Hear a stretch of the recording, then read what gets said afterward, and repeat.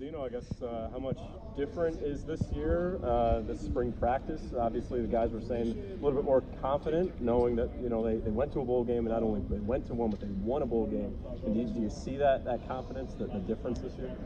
I don't know about all that. I do think this was like the best opening practice we've had here at Syracuse, and the energy, the way the guys were moving around, and just very familiar with what we wanted. I thought they did an excellent job, and I thought it was a fantastic opening day. You mentioned, the bowl game, the bowl practices being a way to lead into spring, lead into 2019. So I guess piggybacking on what you're saying is the best practice, do you think that kind of played a part in where these guys had those extra reps that lead into 2019, where you maybe have that jump start?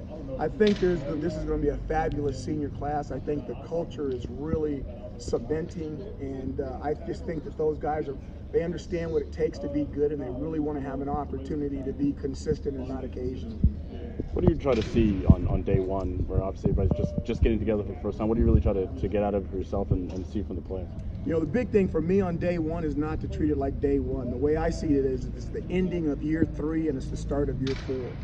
And we never stop. It's a Rolodex. All you millennials, ask your mom and dad what a Rolodex is. We Rolodex this thing and we just keep going. So I thought that they really picked up where we left off, and I thought they put in a good day of work.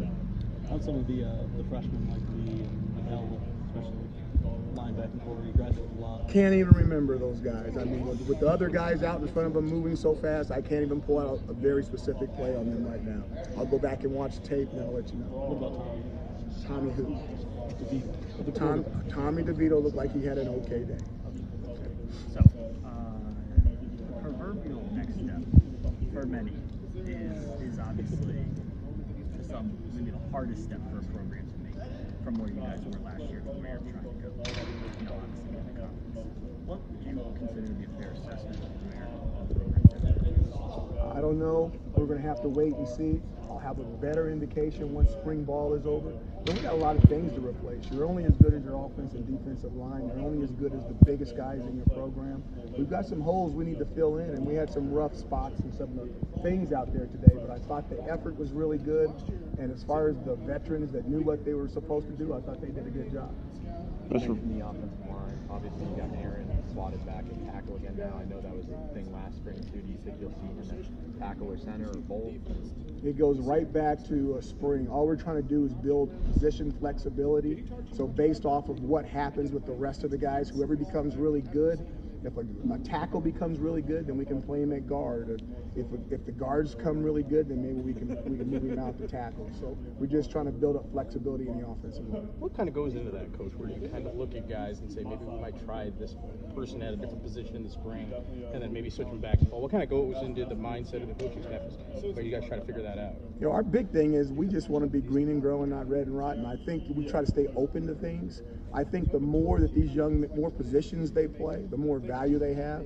We were talking about, as a staff, we were talking about Chris Elmore the other day, and they said, well, he's a 2-position player. It's really not true. He really plays 4 positions. He plays 3 positions on offense and 1 position on defense, and this is only his 3rd spring, or is this his 4th spring? I can't remember. It seems like he's been here a long time. I think it's his 3rd.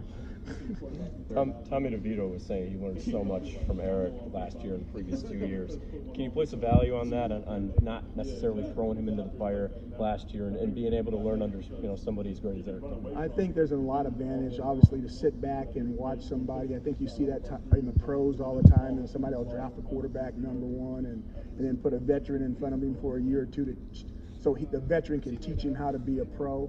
But I've also seen guys like John Elway come straight out of college and start and tear it up. So there's 2 ways to do it. I don't think one way is right or the other way is wrong. I just think it depends on do you have the advantage of an Eric Dungy where you can play him instead of just putting somebody like Tommy DeVito straight in.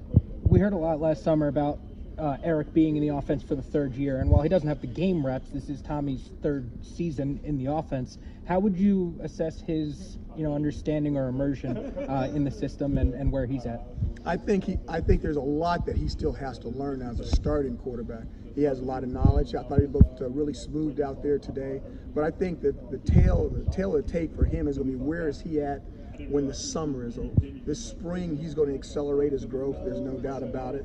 Then we'll put him in the microwave over the summertime, and let's see what he turns into at the start of the season. What about Tristan and Abdul? Obviously, both had really solid performances in the bowl games. What are you looking to see out of them this spring, more incorporating into that? They had very limited roles in the bowl game, and they haven't ran our entire offense at speed. We've got guys with a lot more knowledge about what we do and how we do it. And the one thing that we can't do in that situation is ever put somebody in that we have to slow down for. Okay, they have to have a lot of ability for us to want to slow down and change the offense. So they need to speed up, learn what we're doing so we can move at the speed that we're supposed to move at. Is that something you hope they'll be there by the end of the spring? I know it's what they hope, that they learn it really quickly so we can move fast. Last year, you felt good about where you were with your own guys, that you were able to alienate some of your time towards looking at the opponents and what they were, how they were scheming against you. You get a chance to do that more. So this offseason, now that you have a lot of experience back, and are you keen in on, say, those first three opponents that were close? We really haven't had an opportunity to do it yet. Our recruiting season is a little bit different than maybe some of the other teams that you're mentioning or you're thinking about right now. We're recruiting all the way to the end, to the second recruiting period where a lot of other teams are done. And then when you tie in junior days and all that kind of stuff, we're a little bit behind. We'll make it up. By the time spring ball and before the summer starts, we'll make all that stuff up. But right now, we're a little bit behind in what you're talking about. I'd imagine coming off a bowl win has a positive impact on recruiting. With that said, I guess, how have you kind of seen that flourish when you walk into living rooms and talk to these kids, like you said before, that maybe never would have considered Syracuse, but now are? Man, I think the first thing is out here at practice. Those guys that walked through the gates before you guys started your interviews, that was probably one of the best star count that we've ever had at a practice here at Syracuse, and it's opening day here. And they could be at a lot of places, but they're here in Syracuse, New York. So it's obviously different. It's an upgrade, so to speak, in the talent level. And now we've got to see how many of those guys that we can get to come over here and be orange. Did you see any leadership from the experienced players to kind of set the tone for the first day?